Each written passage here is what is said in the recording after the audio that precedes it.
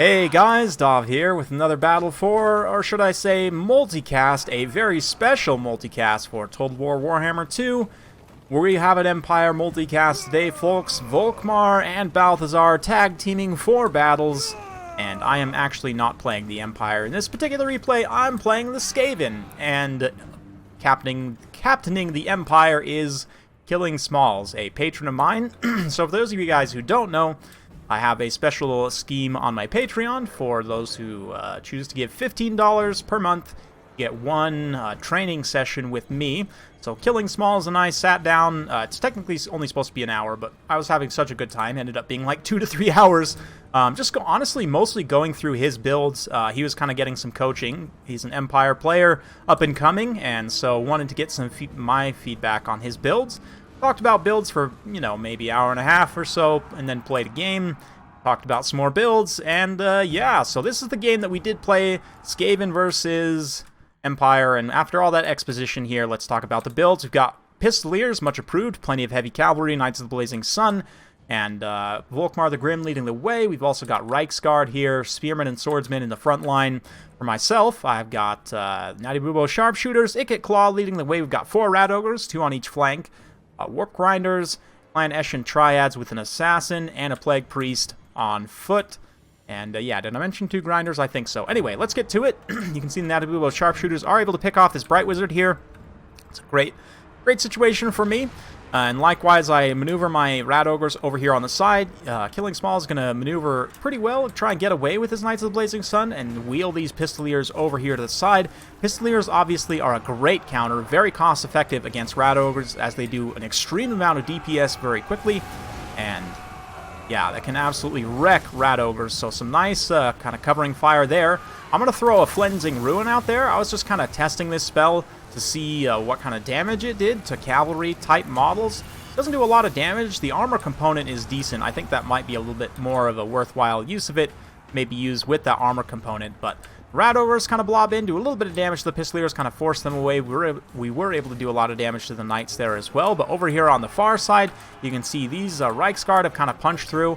I have been able to maneuver my Warp Grinders and a couple of the Rat Ogres up and around this side, but Volkmar came in and just ran over my Plague Priest, which is not a great situation for me. And the Natty Bubo Sharpshooters, actually a little bit of a mistake by me. I did not put them on guard mode, so when the Fire Mage actually ran out of their range, they were kind of pulled forward into combat here, which is obviously not great. Volkmar riding dirty, absolutely terrifying away all of the Skaven here, but Ikit's also riding dirty here. And we're going to bring in the Warp Grinder, see if we can't get a good situation to snare down some of these enemy heavy cavalry. I haven't really used any of my snares yet, but Warp Grinder here getting terrified away. That Banishment just ripped apart my unit of Plague Monks. I did actually have a unit of Plague Monks here. Had done some good damage so far. Ikit's going to come and try and bail out the Natty Bubos, but I don't think I can get them away. It looks like maybe I will be able to, potentially. The Warp Grinders also come over here, snare Volkmar, and we get these Rat Ogres. Yeah, the Warp Grinders snare them down. The Rat Ogres are going to switch over. There are some spears to help support Volkmar, though, and you can see Knights of the Blazing Sun and Reiksguard up on this hill here. They're coming over to try and take out, looks like, these Rat Ogres, potentially. My Rat Ogres over-pursuing pretty bad against those Pistoliers, but if we can get them all kind of concentrated right here. Yeah, unfortunately, we do eat the charge directly with the Rat Ogres, which is not great. You can see them take a ton of HP damage on the charge there. I definitely should have had the Clan Rats take the charge there rather than the Rat Ogres. But hey, it's all good. We still do some good damage in return, and the Rat Ogres are going to switch off here. The Assassin and the Triads have been operating over on this side, able to rout away quite a few units. They're still relatively healthy, but I definitely need them to take out some of these larger targets, larger armored targets especially. But here, Killing Smalls is going to anticipate my snare on these 2 units. I do manage to grab the 2 Knights of the Blazing Sun, but the Reiksguard, kind of anticipating this, do wheel over and shut down the Natty Bubos for good. That's going to be the end of them. We throw another Flensing Ruin. No, actually, it's the effect from the Warp Grinder. It will do some pretty good damage. Nothing too extreme, but there's the Flensing Ruin as well. Unfortunately, yeah, there's no units to take advantage, once again, of the armor debuff there. There's no, like, Clan Rat Spears or anything that would really benefit from that here. But Ikit's going to charge in. He'll do something. Likewise, leaving these Rat Ogres just fighting these Spears is definitely not cost-effective for me. Even with the Brass Orb there, these Rat Ogres are they're just not going to be cost-effective in that engagement. But still, balance power is very, very close. I'm feeling pretty good since I still have these triads so healthy. The assassins coming in, these spearmen with shields, gonna get kind of tag teamed here a little bit. The plague monks as well, despite taking that brutal banishment earlier, are gonna continue to fight, and especially against the Empire State Troop infantry. They will clean up shop. Look at these little looters. Beautiful. Over here on the high ground, the Rat Ogres trading very attritiously with the Knights, have taken a lot of damage, and these overlapping rear charges, especially Knights of the Blazing Sun in particular with their high charge bonus. The Pistoliers also have gotten really good damage done, have used up all of their ammunition, which is always a good sign. I mean, it doesn't take them too long to. I think Pistoliers actually use up their ammo super fast for a skirmish cav in comparison to a lot of others, but now they can be used in melee just to kind of help saturate extra bodies in here to go after the Rat Ogres. Nice Warp Lightning gets dropped, takes out a few unit models of the Knights, but it gets taken a lot of damage as well. We were able to terrify away a bunch of units there, but not all of them. And here comes a side charge on these Plague Monks. Nope, looks like the Knights of the Blazing Sun are actually chasing Rat Ogres away. Another banishment comes over here. He's going to do some friendly fire, but that's fine. Here come the Triads. Now, I do have to be very careful. I can take out Volkmar with the Triads, and especially with the debuff from the Assassin. Likewise, you can see the Warrior Priest kind of smacking the Doom Wheel off the back there. It gets Doom Wheel as he plays bumper cars. You can see Volkmar's taking a lot of damage here. Plague Priest not able to stay in combat, and I'm trying to keep these Triads away. Number one, not to get rear charge, but number two, I'm trying to draw out the Soulfire if I can and not just run directly into it. Because the Soulfire, because of the low model count and the reliance on physical resistance here from the Triads, the Soulfire will do a lot of damage to them. I really need to be careful. The Summon was able to kind of disrupt the charge somewhat, so those Knights didn't get the best charge in there, didn't completely take out the Triads. Warp Grinders also able to use their effect to kind of slow here, their Snare as well. So good stuff. We're able to terrify away the Knights of the Blazing Sun. Pistoliers, all these other units, so feeling pretty good, honestly. We've got a pretty good lead on the balance of power. It's only a handful of spearmen at this point. And just a few Knights as well, so yeah, looking pretty good. We'll kind of countercharge these Knights here so they don't get the charge. They'll still send some of the Triads flying, but we'll still be able to block them up, maybe drag down a handful of models here. But Volkmar the Grim is still alive. He's coming in, and Killing Smalls and he actually recorded his gameplay so that I could give him micro tips.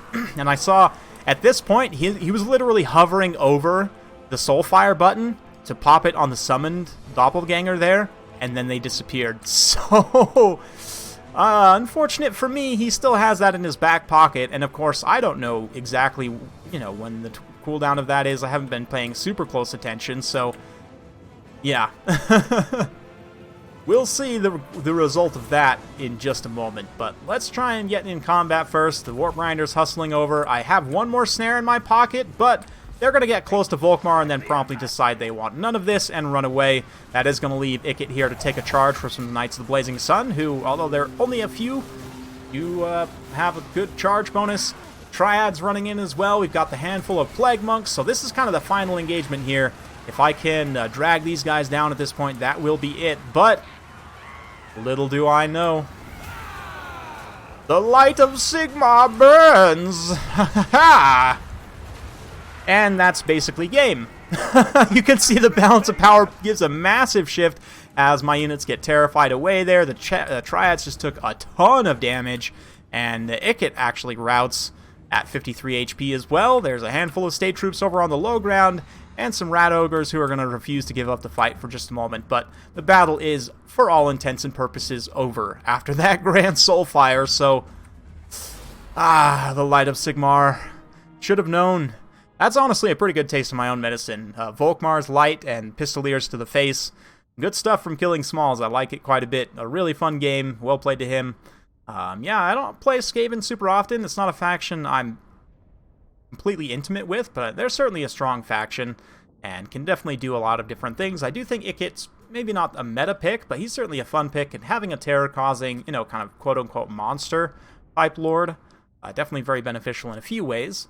Kind of wish I would have brought a Plague Priest. I think that would have been a pretty good get here. I mean, obviously the Knights of Blazing Sun do have magic resistance, but Killing Smalls didn't have too much anti-large AP. I mean, my thought was if he doesn't have any anti-large AP, that Icket would be a good pick, and he was, but just the charge damage, actually, the rear charges from the Reiksguard and the Knights of Blazing Sun were able to do enough there.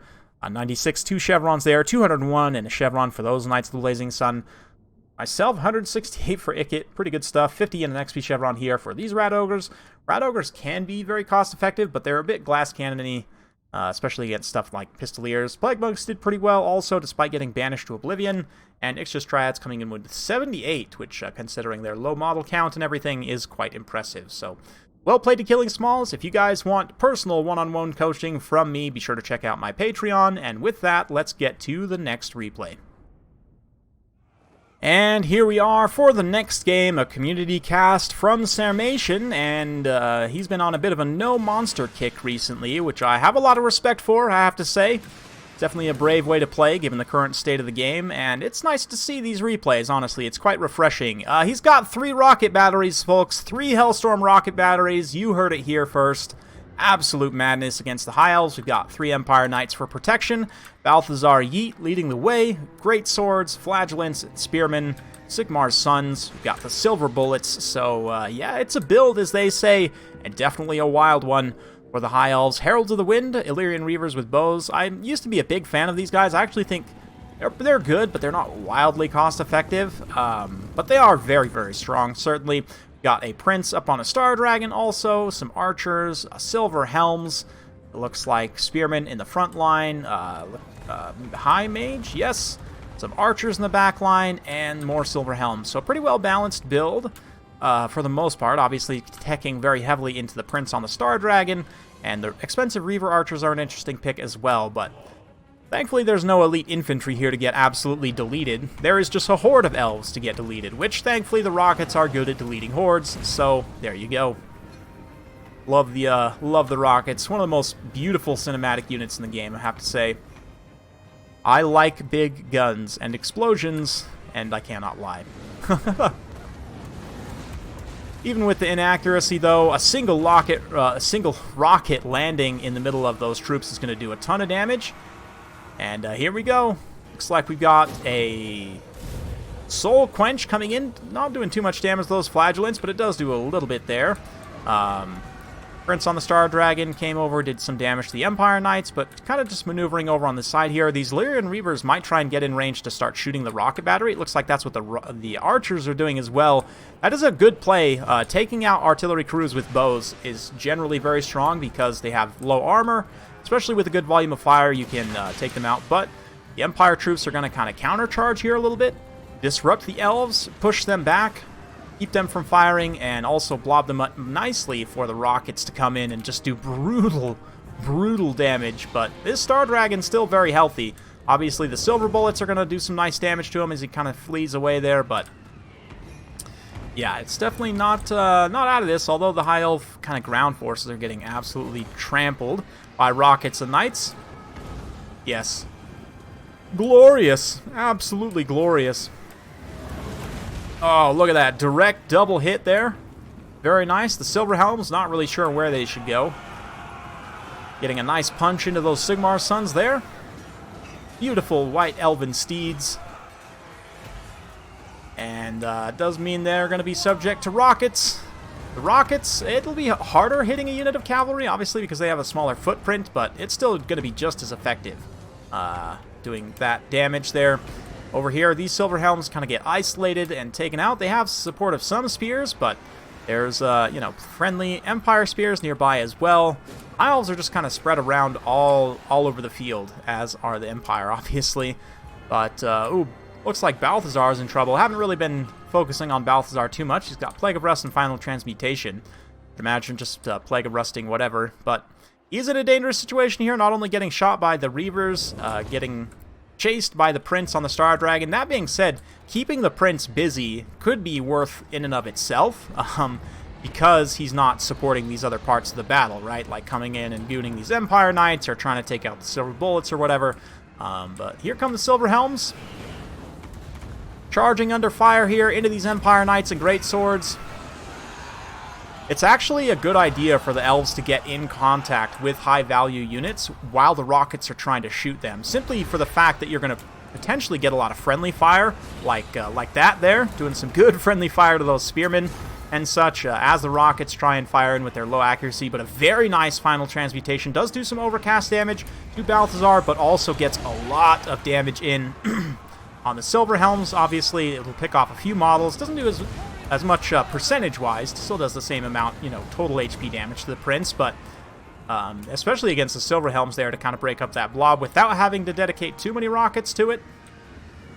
I mean, granted, the greatswords did take some damage, but they're okay. As long as that Star Dragon's healthy and Balthasar's not, though, the balance of power will stay close. The High Mage here, he's surrounded by Sigmar's sons and knights, which is not the best situation for her to be in. But here, this is good for the archers. They can generate some value shooting these flagellants. And the rockets continue to rain, now going after the Heralds of the Wind.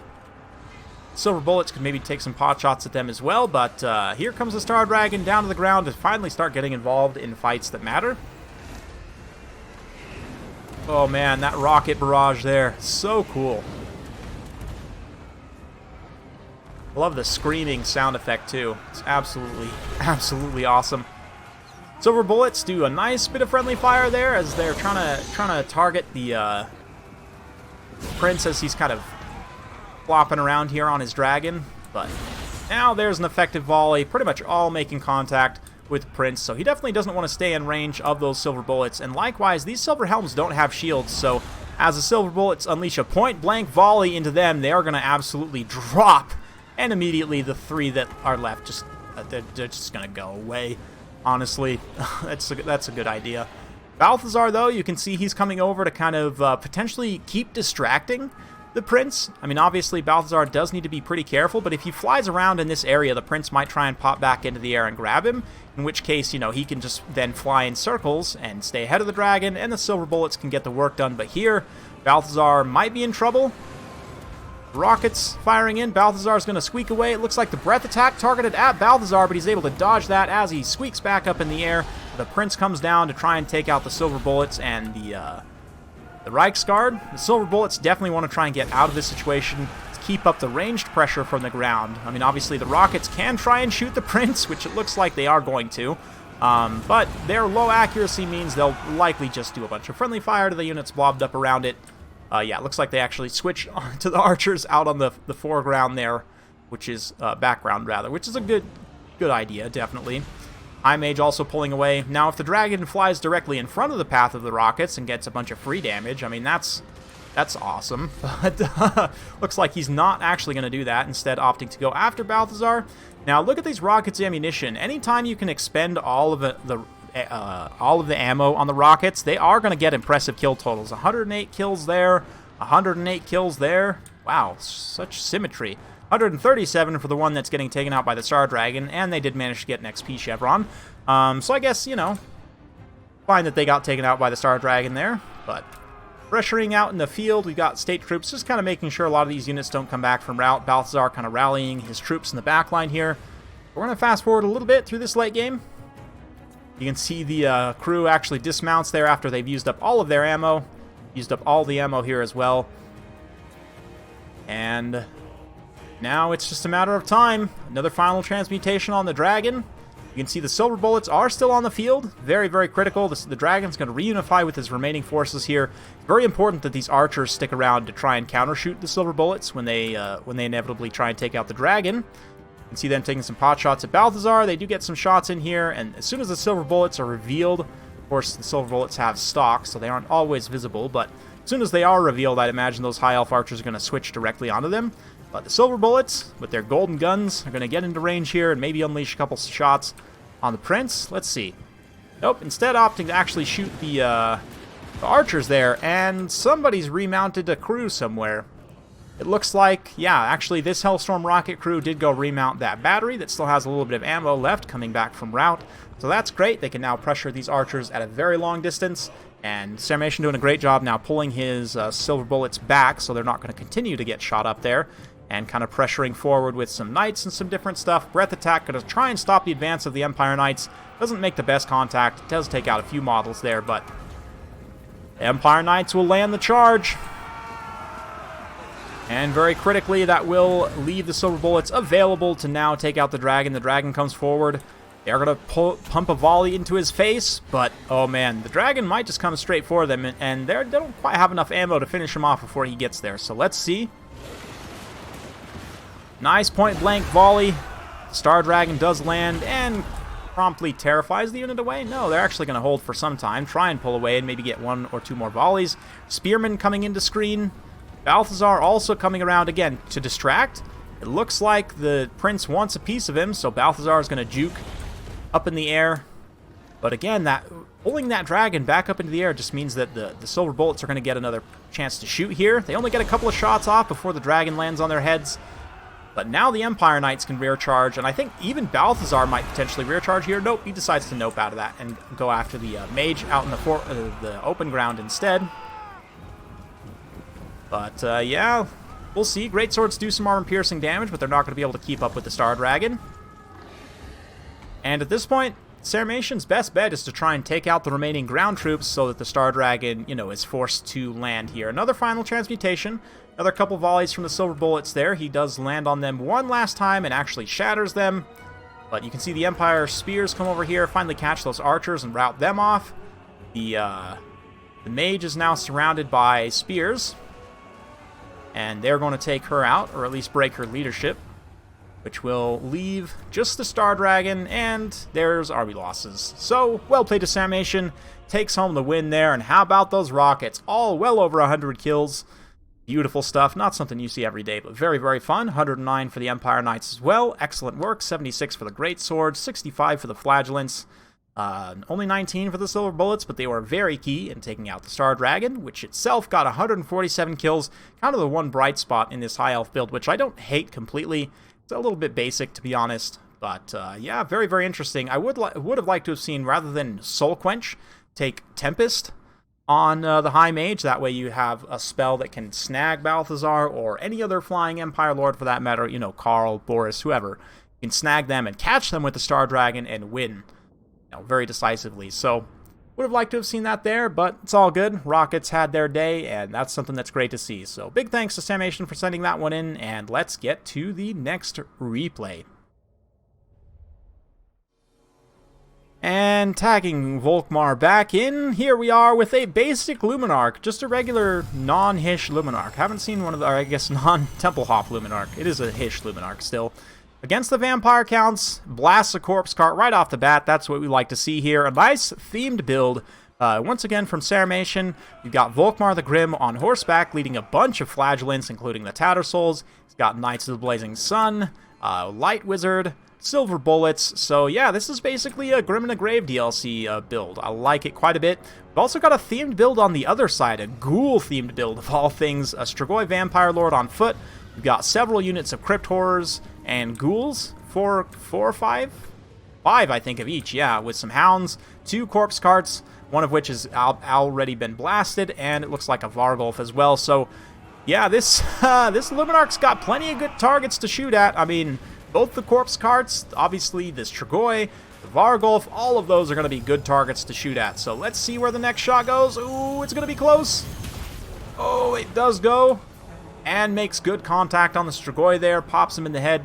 It does get poisoned, unfortunately, which is going to bring it down to 38 speed, but the Silver Bullets now open up. You can see the Flagellants also running in here. Flagellants, I think, will match up pretty well against Ghouls. I actually don't know. Let's see. I'm curious about this one. It does look like Volkmar's buffs are going to play a part in this, and with the Grand Shield of Faith, Grand Hammer of Sigmar, I do think those Flagellants are pretty decisively going to win that engagement. Yeah, look at those Ghouls getting absolutely torn to shreds there. Volkmar in the front line not taking too much damage, and look at this danger close. Luminark fighting a single Crypt Horror. Needs to pull back a little bit more there. But great stuff in the front line already. Flagellants will even do good against Crypt Horrors because of the Crypt Horror's lack of armor. But oh man, this is nasty. Ooh, Knights of the Blazing Sun charging one of the lowest armor, lowest melee defense units in the game. Look at that, more than half their HP damage on a single charge. Just absolutely crushes those Crypt Ghouls. I love that. I love that. A nice big buff here in the center, right? Yeah, something on Volkmar. I didn't see exactly what that was. We do have Nets, Shem's Burning Gaze, and Foz Protection. on the Light Wizard there. So no giant Barona's Time Warp, but still, beautiful volleys from those silver bullets, and the net has been popped now on the Strigoi Vampire Lord. A little bit danger close here on Volkmar. Volkmar probably wants to try and get out of this situation if the Luminark's going to be popping off, but it looks like Luminark's actually pulling back for the time being. Summon ghouls, getting into the back line, going after the silver bullets there. Because of the poison and the fast speed, they actually will be able to chase the silver bullets, but Knights of the Blazing Sun coming around to bail them out. Very nicely done. Over on the far side, Knights of the Blazing Sun crushing some wolves.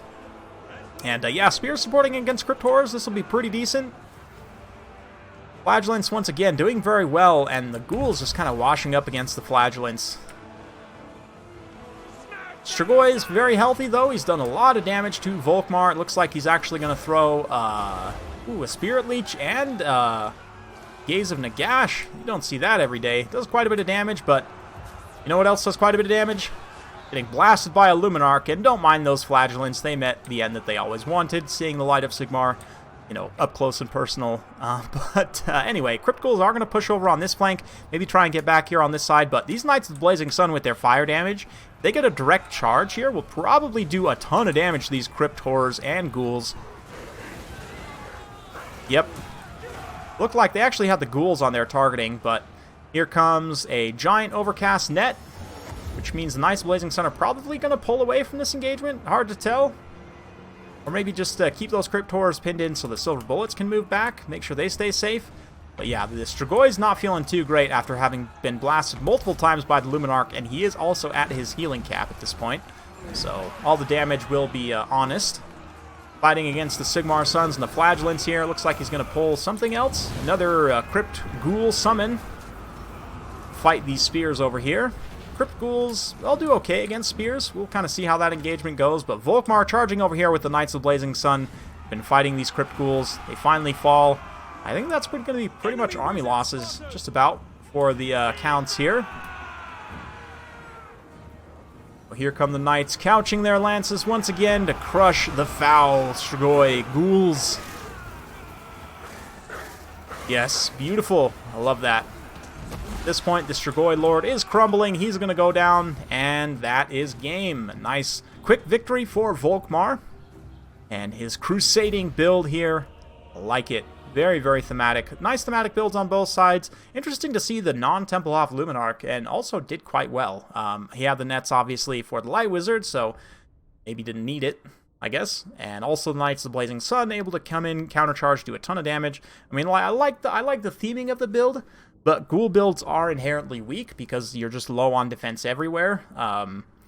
Yeah, I mean, the double Corpse Cart's definitely nice for supporting value. I'm not sure about the chevrons on the Corpse Cart, but Corpse Carts are at horrible, horrible risk of being deleted by Luminarks, so they are kind of tough in this matchup. I mean, most matchups, I would say Corpse Carts are actually essential to every single build, and even in this matchup, I think it's still probably worth bringing, but still, you just be aware that it can get killed very, very quickly by Luminark. I think the Luminark is probably the best counter for Corpse Carts in the entire game. So anyway, with that, let's go ahead and we've got one more replay to get to, so let's get to it. And once again, we bring in Balthasar, leading the way, this time against the Dwarves. So definitely in for some grudgings, and a potentially tough matchup for the Empire, probably one of the toughest for them, in my opinion. Balthasar's on foot, leading a whole bunch of spears and great swords. We've got some Empire Knights as well. Cannon out in the open. And over here, another force of some Pistoliers. We've got Demigryph Knights led by a Warrior Priest and some Reiksguards. So, very interesting build by the Empire side. Now for the Dwarves, we've got 2 cannons and a Flame Cannon. Ulthuar's Raiders, Dragonback Slayers, Longbeards, Quarrelers, Longbeards, Ironbreakers, Lord leading the way. Got a Master Engineer, help buff up this artillery, make it a bit more accurate. And so far, looking interesting. The Pistoliers are going to pull over to start to just kind of harass and keep the Dwarfs honest here, keep them from getting too crazy. The 2 cannons, I think, probably one of them should switch, or at least the Flame Cannon, with its shorter range, should switch over onto the Pistoliers. Obviously, the Empire cannon getting taken out here is a pretty good amount of value, so that's kind of painful. But so far, only one of the guns has actually been destroyed. Our artillery fights are very heavily RNG based. They really can go any way, to be honest. I mean, if you're fighting Skaven, you're probably at a little bit of an advantage because their artillery pieces are so big. But here, the volume of 2 cannons on one, I think, probably will turn it in the Dwarf's favor. But the Empire does look like they're able to get a gun in return here, so it's not completely, worthless value. Pistoliers doing some great harassing as well. They're not honestly going to do all that much damage, but again, just keeping the Dwarfs honest here and kind of keeping them guessing. Meanwhile, the Empire forces are advancing with the cover of the woods as much as they can, and the cannons are being distracted by the cannon. So, what that means is as these knights especially start to deploy out in the open field, then they won't be shot up by the cannons so severely, potentially. And you can see, despite that early advantage there, this great cannon hasn't taken too many more shots since then, and still has 2 guns operational, right? So that's kind of what I'm talking about, RNG, artillery fights being heavily RNG dependent. Yeah, you definitely can just go kind of either way, but it looks like one more gun probably being taken out there, and the great cannon does rout, unfortunately. Meanwhile, the Pistoliers getting kind of seen off here by some Rangers, but will all of this distraction be worthwhile? Let's continue to fast forward. The Empire force is going to finally emerge from the woods over on this side. The cannons, you can see, start to kind of switch. They're going to start shooting at Balthasar, which is definitely a mistake. You want to be shooting at the knights always. Cannons' best targets are cavalry, because they one-shot their unit models and can take out in a straight line, like especially on a side shot, they can take out like half the unit at once almost. Flame cannon's going to start firing in on these spearmen. I mean, they do have some veterancy, so it's not the best, but it's also not the worst. Not like they're shooting great swords or something, right? But Balthasar is going to come in, throw some Gehenna's Golden Hounds in this back line. Oh, was probably hoping it would disrupt a little bit of that line there, but unfortunately the RNG working against him there. It doesn't look like it actually makes contact with anything at all, which is definitely painful, but the distraction spear line is just about in there. You can see the one unit of greatswords now getting lit up by the flame cannon. That is definitely a good target, and Balthasar also eating some shots. I mean, I say shooting the cannon at Balthasar is not the best, but nice Searing Doom here, by the way. Going to catch these Rangers, do quite a bit of damage to them. Searing Doom, especially against lower armor targets, is quite good. You can see the Empire Knights pushing this flank now, and again, I mean, if you could take out Balthasar, that's great, but these Empire Knights are a much, much bigger threat. And taking them out at range with your cannons is your best bet, so that you don't have all of them collapsing at the same time like this and inundating your backline. You can see the Knights are able to charge in, disrupt a lot of these missile units, in particular the Rangers with their light armor will take a lot more damage. Slayers are able to intercept the Empire Knights over on this side, but the Reiksguard do hammer home a charge and take out the cannon. Oh, point blank blows up a few of them. But yeah, nice big transmutation of lead, rather. It puts all the Dwarf units down to basically 0 melee attacks, so they're not going to be doing any melee damage against these Empire units whatsoever, and relying entirely on their ranged component, which is very nicely occupied in melee by the Knights, doing some good cycle charging in and out here as well, not staying in combat for too long there, so very good use of that. Of course, the Plague of Rust from Balthasar will also be very useful on specific targets, so we'll see if we can catch that when it gets popped. But yeah, nice cycle charging here. The Demigryph Knights, especially with their high charge bonus, high AP, will do quite a bit of damage. Just flowing like water, like waves, in and out. That's the way to do it. And a Soulfire being called to finish off those miners there. We take a look at the front line, kind of quote-unquote engagement. You'll see the Spearmen still fighting. Longbeards, because of their low offensive stats, actually are going to... They'll beat Spearmen, obviously, but they're not going to beat them quickly. The Greatswords are taking a lot of damage from the Flame Cannon there, but the Flame Cannon now gets shut down by the Knights, it looks like. So finally that'll be shut down. The Greatswords can continue to do their work. Good armor-piercing anti-infantry damage. I say the Flame Cannon shut down. It looks like it's actually still online somehow. Another great Searing Doom, though. Comes in, does good damage to the Dwarf Infantry. Slayers are rotating over to come after the Demigryph Knights and the Reiksguard here. But with the guns being silenced, that is obviously a huge boon in the Empire's favor. One of the cannons is actually shattered at this point, and look at that, the great cannon crew, all 4 of them. I believe that is actually enough to man one of the guns. One of the guns is still operational, so we'll see if he notices and remans that. He might not, but anyway, have a look at the battle once again. The flame cannon's still shooting in, still pounding those great swords. Yeah, and doing some good damage to those spearmen as well. Looks like we've got Shield of Faith here from the Warrior Priest, giving some nice resistances to everyone in this kind of box here. The Reiksguard, obviously, with that resistance and with the heavy armor, there's not a lot of good armor-piercing units for the Dwarfs here. They'll do very, very well. And yeah, it's just all about cycle charging. Another nice Gehenna's Golden Towns here. Being used against the Slayers is a pretty good target because of their lack of armor. They'll take a bit more damage from that. Finally, the Flame Cannon looks like it's going to be inundated here and taken off of its artillery. Things are looking good for the Empire. Another Soul Fire. Balthasar standing in the back, cheering on his troops. All the grudges being written right now for the manlings, but that's just how it goes. Honestly, this is a pretty good matchup for the Dwarves. The Flame Cannon is a bit of an odd pick in this particular matchup, and on this map especially. I can understand going with a Flame Cannon on a smaller map, but on a big map like this, it's a very, very risky pick, I think. And credit to the Empire player, you know, utilizing the woods there to kind of get that full surround and then bring the house all at the same time. Great work with the Cav, kind of getting a full surround there, disrupting all the missile units. Your player did make some mistakes in leaving some gaps that the Empire player was able to exploit, but yeah, good stuff. Ping-ponging of the Cav back and forth between different targets is what you want to be doing here. Taking advantage of that charge bonus, but it's still very, very close. I mean, it's still absolutely anyone's game here. Nice Plague of Rust on those Longbeards as they fight spears. The spears will do a modicum more damage. 70 armor is actually, yeah, going from like 120 to 80 is the most impactful range, so that's actually a pretty good Plague of Rust there.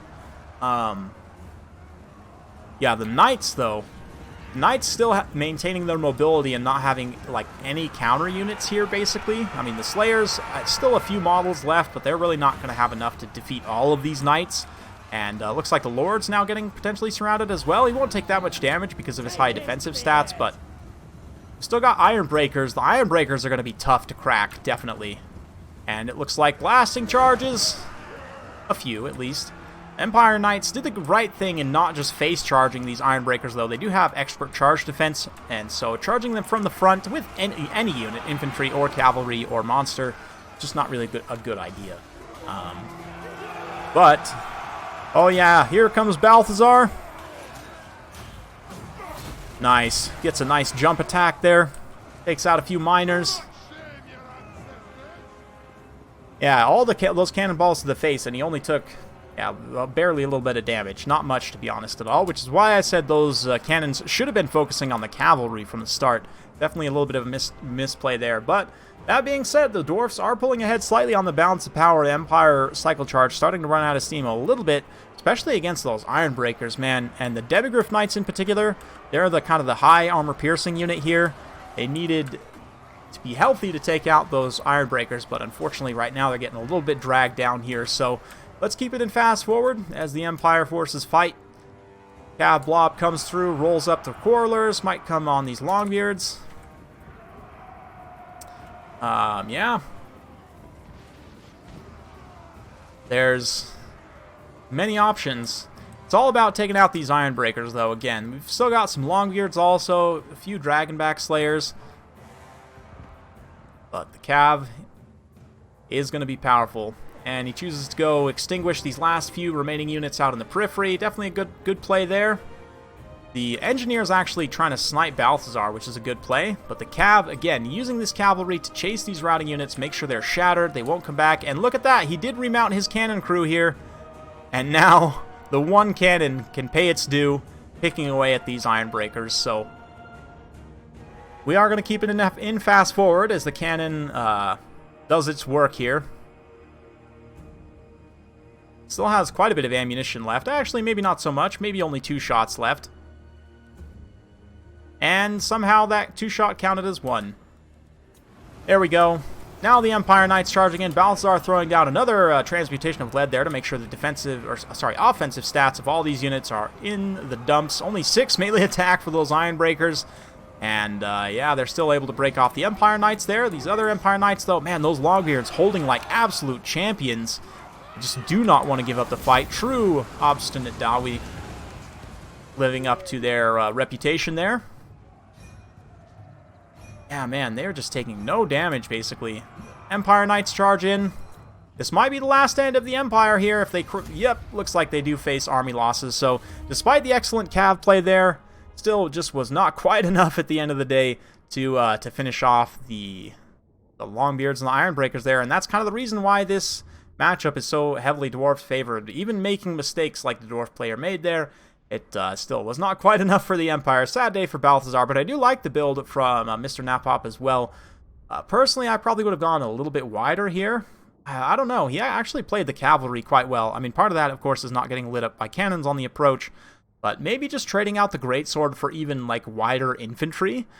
Just having more infantry to continue to saturate in the Dwarf lines, and yeah, maybe just, like, replacing them with some swordsmen, some regular swordsmen. The Pistoliers also, I mean, I like the disruption of the backline, but their offensive potential is so low here. At best, you can use them to chase routing units, so I'd probably cut one Pistolier as well and just keep the one almost purely for chasing routing units. And then, if you did that, let's see. They're, what, 500 great swords or 900, so that's, yeah, 1,400. That's enough to bring, like, 3 swordsmen with some chevrons. Just to go a little bit wider here, and to allow you to, again, saturate more infantry models and keep those Dwarf units tied up so that your cavalry can keep cycle charging freely. But very fun stuff. Hopefully you guys enjoyed watching this Empire multicast. Definitely been a lot of fun. I have a lot of great videos coming up for you guys, so stay tuned for more. Be sure to like and subscribe. Hit that bell notification button. You don't miss my uploads. Thank you once again, and we'll see you next time.